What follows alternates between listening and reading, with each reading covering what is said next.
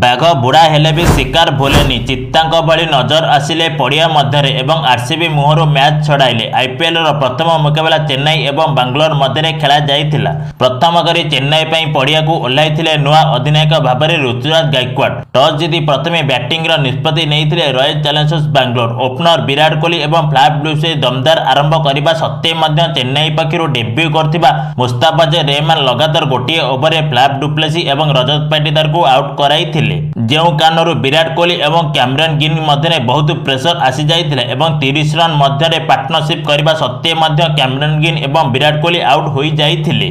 जो कारणरू मात्र 78 रन मध्य आरसीबी दलर 4टी विकेट जीवा सत्वे दिनेश कार्तिक एवं अनुज रावत मध्य गोटे लंबा पार्टनरशिप होइथिले एवं 20 ओवर खेल शेष सुधा 173 रन टार्गेट देथिले चेन्नई सुपर किंग दलरू एवं चेन्नई पक्षर डेब्यू प्लेयर भाव में रचित रवींद्र मात्र 15 बॉल 37 रन धुआंधार बैटिंग करथिले एवं शिवम दुबे 28 रे 34 रन करबा सहित 4टी विकेट रे 18 ओवर 4टी बॉल 76 रन करबा सहित आईपीएल प्रथम मुकाबला चेन्नई सुपर किंग को विजय हासिल करी अछि। किंतु चेन्नई मैच जीतिबार मुख्य सूत्रधार रहिथिले महेंद्र सिंह धोनी। कारण बांग्लोर विरुद्ध दमदार बैटिंग करी आसिथिबा अनुज रावत मात्र 25 बॉल 48 रन धुआंधार बैटिंग करथिले। किंतु सेही समय महेंद्र सिंह धोनी चित्तांक भली अनुज रावत को रन आउट करैथिले। जो कारणरू चेन्नई सुपर किंग प्रथम टी20 मैच जीति अछि।